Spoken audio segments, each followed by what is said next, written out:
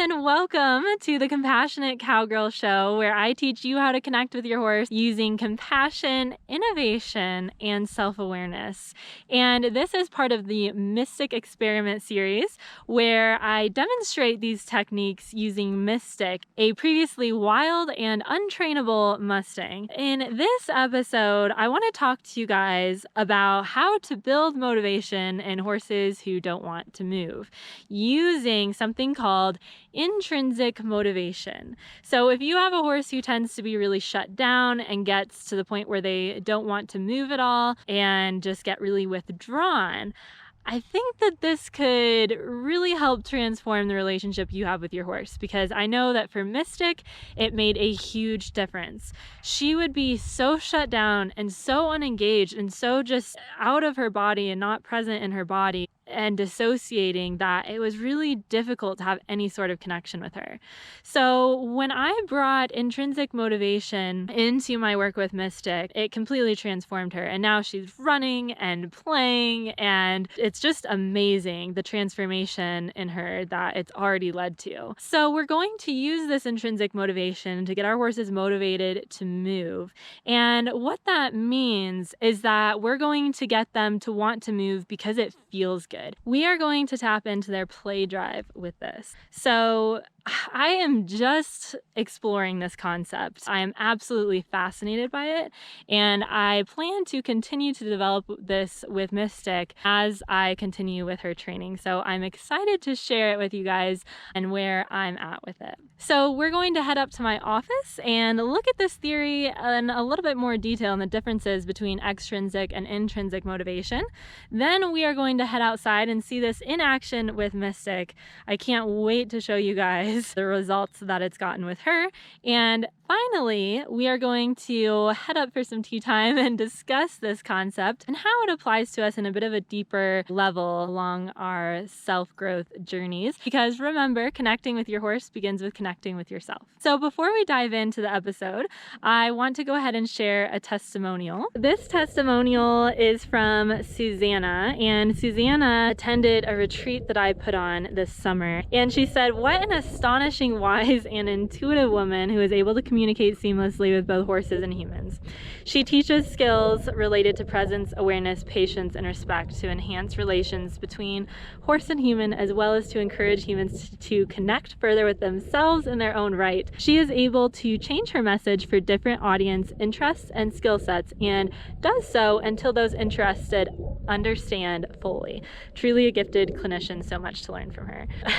Susanna, thank you. That is so beautifully written, and you so clearly gave words to everything that I strive for. So what an amazing affirmation, I guess, that I'm on the right path with it. And thank you for coming out and allowing me to be a part of your horsemanship journey. So with that, let's go ahead and head inside and get started on today's episode, building intrinsic motivation in your horse, especially for those shut down horses, to help your horse want to move.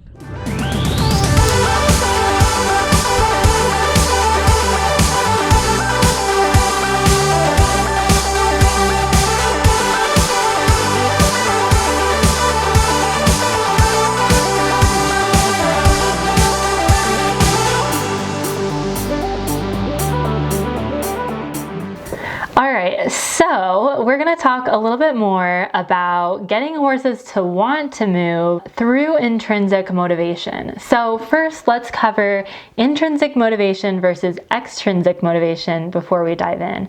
So extrinsic motivation is, if you guys have watched the very first episode where I talked about positive and negative reinforcement and the learning quadrants with operant conditioning, then you guys have learned the forms of extrinsic motivation. To acquire rewards or avoid punishment, we carry out certain behaviors.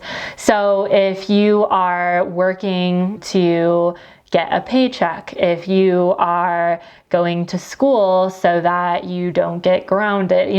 These are all extrinsic forms of motivation. Now, an intrinsic form of motivation would be doing something because it just feels good, or doing it because you feel so inspired and moved to do it. So those are kind of the differences between the two.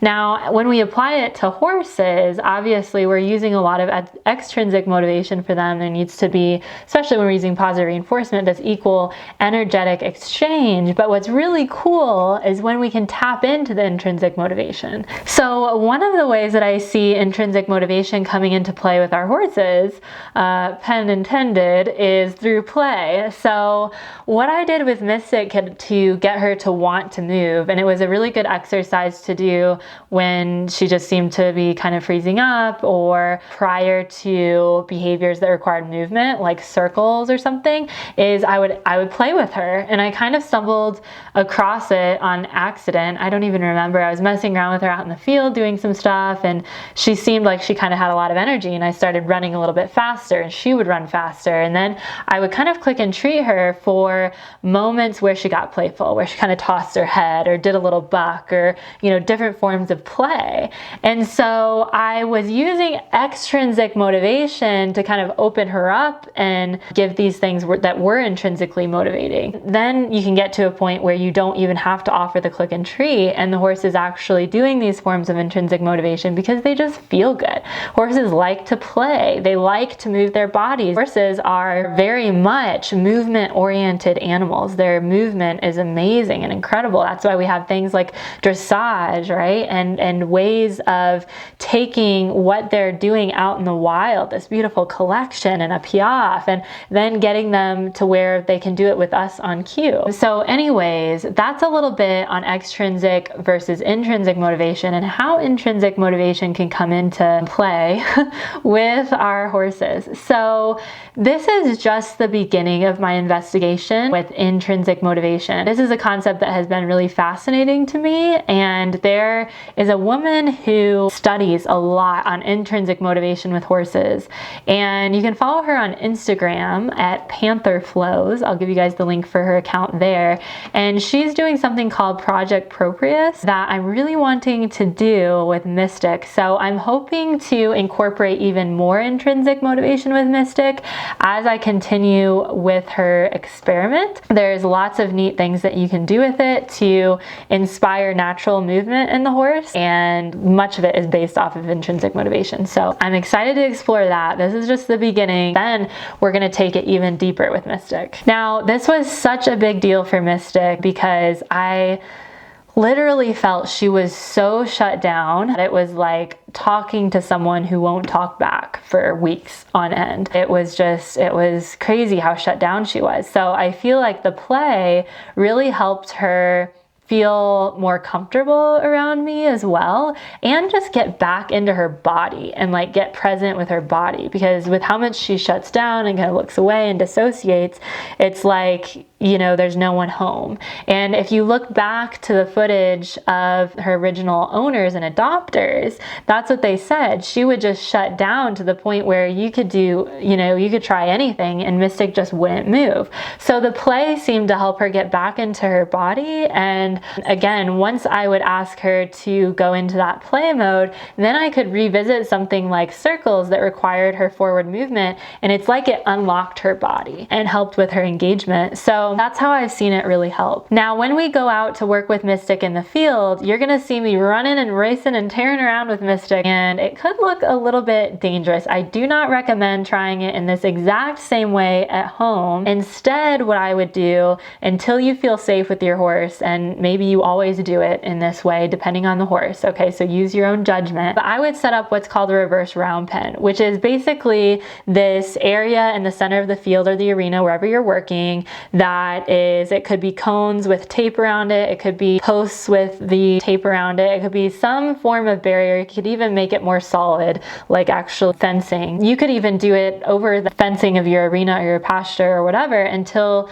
you're really comfortable with your horse and safe, or just choose to always play in that manner because horses are big animals, right? Make sure that you use protected contact, especially for the first times that you try this exercise. I do not recommend going out and trying it with your horse without protected contact. Protected contact, I'll just say here, is a really important aspect of positive reinforcement training. You can do so many things with positive reinforcement through protected contact. So until your horse has manners around food, I wouldn't even recommend going in and clicker training your horse with food without the protected contact. I cover more on protected contact and the exercises I would use to get your horse to a point where they have manners around the food and they're respecting your boundaries around food and things like that in my Introduction to Positive Reinforcement pathway, which is in my Academy membership. So if you join the Academy membership, you'll have access to hundreds of videos, a supportive online community, and several different pathways, but one being the Intro to Positive Reinforcement pathway, which I take you through all of the steps that I would do with your horse to build a good relationship around food and find success with your positive reinforcement training while staying safe. So just a note on that. I think that that's all I wanted to cover in here today. So with that, let's head out in the field and have a little play session with Mystic.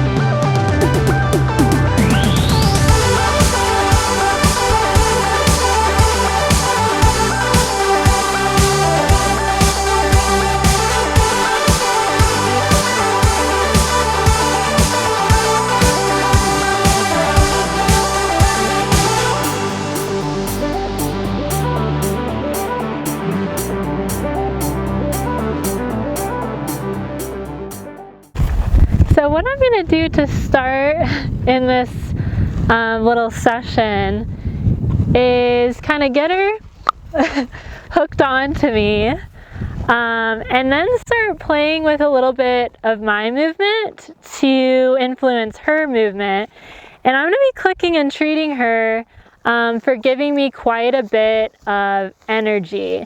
And I'm also going to be clicking and treating for maybe things like her giving me a little bit of like a head shake and things like that, that I would not, again, necessarily normally reward a horse for. But to get her really playing and engaging and out of this being just super shut down, this has really helped her. And so this is just kind of the beginning of exploring movement with her. And then again, I'm not using any protected contact here, which is pretty dangerous. I do not necessarily recommend it. So let's go ahead and start seeing if we can get her to open up and play with us.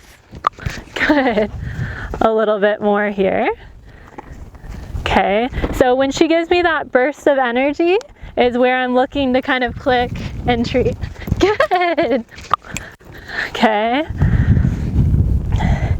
And then something you can play around with that is kind of a movement that will naturally kind of get horses to want to play a little bit is some tight turns. So good job. And right there wasn't a tight turn, but I started running really fast. And some of that was like some nervousness, right? Especially because she had to go by the camera, but it was play at the same time, which is again what I want to start looking at rewarding.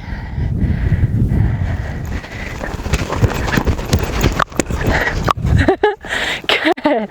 Okay, so you can see how this could escalate and get dangerous if you weren't using protected contact or proper precautionaries. Okay.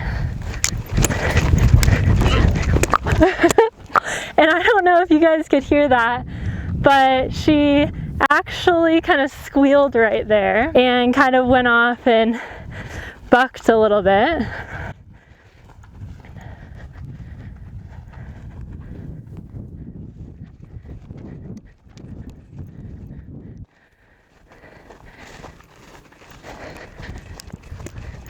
Good.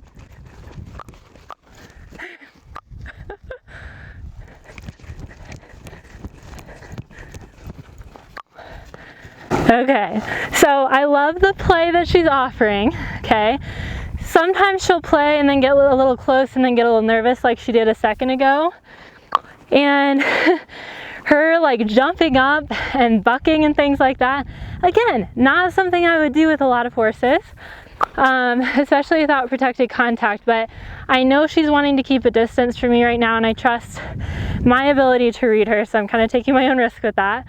But the fact that she's wanting to play and interact like that and come out of this just super shut down mode, I'm really excited about.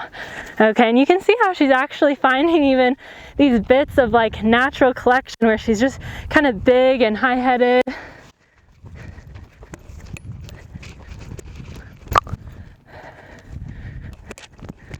Good. Good. Good. Okay, I mentioned a second ago the use of that kind of running and turning. So we'll kind of look at that too. I'm gonna have her walk with me, good, just a second here, a little relaxed. And when she doesn't offer to walk with me, I'm just gonna kind of go off and see if she wants to follow again. And maybe click and treat her just for looking at me.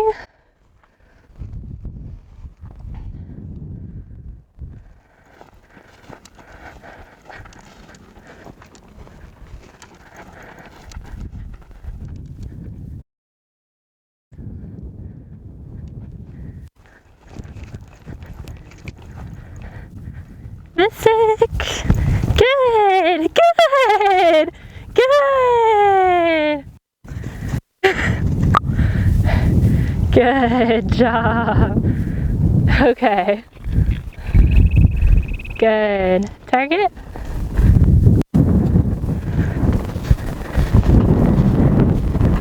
So you can see she's still like a little unsure about the play. And then she's like, wait, I still want to go. So I am going to take time to balance that back out with some more relaxed behaviors. Okay. Because I want a balance of her wanting to give me nice, playful energy and explore her movement and not feel like she has to be tucked away in this shell. But I also want to make sure she can walk with me and have relaxation as well. Okay, so there I might walk slow and actually see how slow I can go, one step at a time, and then speed up. Okay, good, and then maybe back up.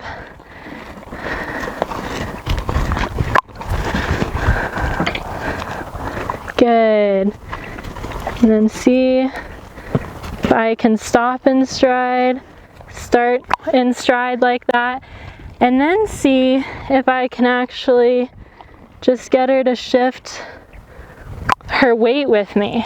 Okay, so I'll balance out the play with those more relaxed behaviors as well. And maybe if you're just standing quietly here, I'll click and treat that, all right?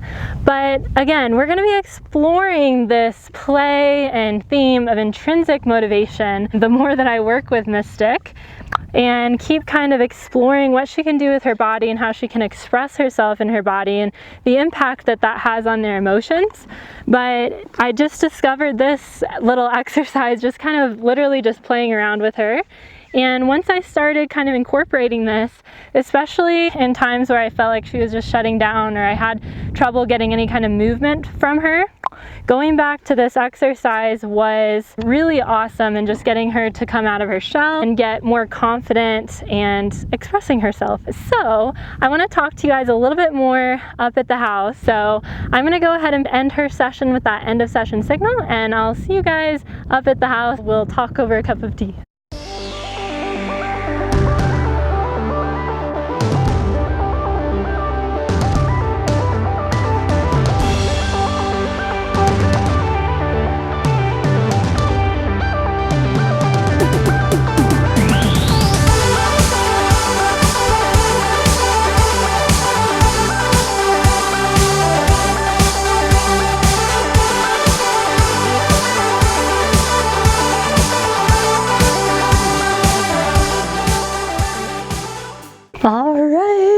hope you guys enjoyed that session with Mystic. When I start playing with her, I can't help but feel playful and energized myself. I love that.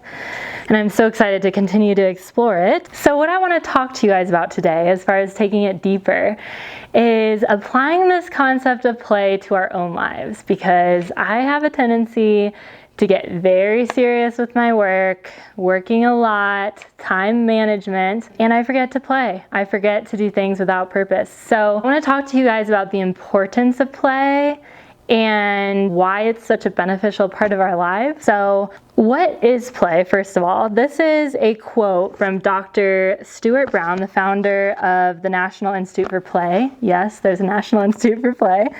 And he says, what is play? Play doesn't have a particular purpose.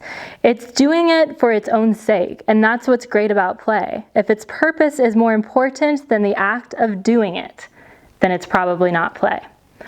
Okay, so that is pretty powerful. Now, Brene Brown, in her book, Gifts of Imperfection, which is another one of my favorite books, so put that on your reading list if you haven't read it, she describes play as one of her fundamental guideposts to happiness. So according to Brene, the main barrier to adults in North America being able to rest and play is that exhaustion has become a status symbol, totally guilty, and productivity has become a symbol of self-worth. This belief leads us to even view sleep as a waste of time and leaves us sleep deprived and prone to disease and depression.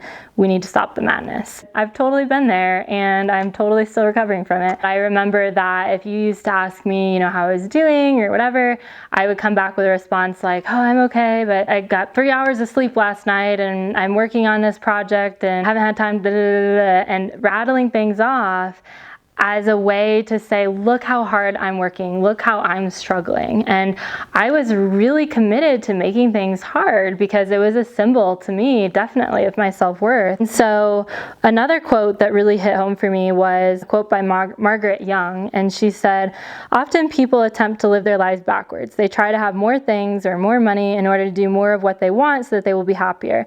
The way it actually works is the reverse. You must first be who you really are, then do what you need to do in order to have what you want. So that quote was another wake-up call for me, because it's like we put off play until we've achieved X, right? Though then we can play and have fun and do things we want to do. And it's like you're not playing throughout the journey. And that's where we're, why we're here, and to connect and to refuel. Play is such a fundamental part of refueling so that we don't get burnt out. So the last kind of little reading I want to do with you guys is from another book. This one is literally, though, one of my favorites, if not the favorite. Like, I love this book, and it's called The Tao of Pooh. It's awesome. It teaches all of these lessons through Pooh, and yeah, you never knew how deep Winnie the Pooh was until you read this book, I tell you that. So I'm gonna read you guys a little excerpt from it. Looking back a few years, we see that the first busy back sons in this part of the world, the Puritans, which, by the way, busy back son is really busy back soon, but I think Pooh didn't quite read it right, or Rabbit didn't know how to spell. So anyways, that's the message with that. So they call them busy back sons. The first busy back sons in this part of the world, the Puritans, practically worked themselves to death in the fields without getting much of anything in return for their tremendous efforts. They were actually starving until the wiser inhabitants of the land showed them a few things about working in harmony with the earth's rhythms. Now you plant, now you relax. Now you work the soil, now you leave it alone. The Puritans never really understood the second half, never really believed in it. And so after 2 or 3 centuries of pushing the once fertile earth, and a few years of depleting its energy still further with synthetic stimulants, we have apples that taste like cardboard, oranges that taste like tennis balls, and pears that taste like sweetened styrofoam, all products of soil that is not allowed to relax. We're not supposed to complain, but there it is. Say, Pooh, why aren't you busy? I said. Because it's a nice day, said Pooh. Yes, but why ruin it? He said. But you could be doing something important, I said. I am, said Pooh. Oh, doing what? Listening, he said. Listening to what? To the birds and that squirrel over there. What are they saying? I asked. That it's a nice day, said Pooh. But you know that already, I said. Yes, but it's always good to hear that somebody else thinks it too, he replied. So I just love that part of the book, and how when we get into this busy pattern, we deplete ourselves and we need to replenish and restore. And a way to do that is through play and doing things not for the sake of the end result, but just because they're fun. Like doing things without purpose, like going back to the definition of play. If its purpose is more important than the act of doing it, then it's probably not play. So listening to the birds, listening to the squirrels, is there a purpose in that other than the act of just doing it and being present and enjoying nature and enjoying a nice day and recognizing it's a nice day? No. So that's really what we're after here. There's another quote in here that kind of ties in with this. This is kind of going back to the time thing. So the main problem with the great obsession for saving time is very simple. You can't save time, you can only spend it, but you can spend it wisely or foolishly. The busy Baxon has practically no time at all because he's too busy wasting it by trying to save it, and by trying to save every bit of it, he ends up wasting the whole thing. And then there's a quote by Henry David Thoreau: "Why should we live with such hurry and waste of life? We are determined to be starved before we are hungry. Men say that a stitch in time saves 9, and so they take 1,000 stitches today to save 9 tomorrow." Now, the final quote that I'm going to leave you with is this: "But the adult is not the highest stage of development. The end of the cycle is that of the independent, clear-minded, all-seeing child. That is the level known as wisdom. When the Tao Te Ching and other wise books say things like return to the beginning, become a child again, that's what they're referring to. Why do the enlightened seem to be filled with light and happiness like children? Why do they sometimes even look and talk like children? Because they are. The wise are children who know. Their minds have been emptied of the countless minute somethings of small learning and filled with the wisdom of the great nothing, the way of the universe." Gosh, I have chills. It's just, I feel that is so spot on. And when we think of children, we think of play, right? I mean, do you remember those days being out in the sandbox and feeling like you had just all the time in the world and that time was just standing still? And now it's like, people always tell me, the older you get, the faster time goes by. Why is that? Because I feel like when you can return to this state of the child and let go of the time-saving obsessions and take time to play, that in the end, it seems like you have a whole lot more time by not trying to use every minute of it and getting something done. So really powerful for me. And I know watching the horses out here, it's really neat because I can see them mostly all through the windows. And they totally go, talking about those natural rhythms of life, our horses. There's a time for laying down. When that sun comes up, I swear if you were a neighbor driving by, you'd probably come knock on my door saying, "Oh, my horses are dead out in the field," because the sun comes up in the morning and all of the horses lay flat out and they're just like enjoying the sun. And then they'll go to their work of eating and things, and then they'll be playing. And there's a time for everything, but there's just that being in the moment and going with the natural rhythms is something that I think we can definitely take from the horse and all forms of nature, really. So my question for you is, what do you do for the sake of doing it? What do you do as your play to replenish and refuel and honor your rhythms? What do you do for play? Doing it for the sake of doing it. So for me, I love making art. I've started painting. I draw a lot. I love going on walks with my dogs in the morning. I love just spending time with family and friends laughing about silly stuff. So those are a few ways that I like to play. But now I want to know what your guys' form of play is. What do you do for the sake of doing it? So that is the question of the day. Please comment below with your answers. I would love to know, maybe get some ideas from you guys, because I could probably use a few more forms of play in my life. I'm excited to get started with that conversation. Make sure you hit the subscribe button and the little bell next to it that will pop up once you hit it, so that you know when the next episode is out. And if you feel like this episode really resonates resonated for you, then please feel free to share, especially with someone who you think could use the message today. That would be awesome. And if you want to dive into Mystic's journey in more detail or learn more about positive reinforcement, intrinsic motivation, then be sure to join the Academy membership, and I will post a link to that. That's a great resource for you guys. And that's it for today. So I'm gonna go do something for fun. And like I said, I can't wait what you guys have to say. And I will see you in the next episode. Thank you for tuning in, and have a great rest of your day.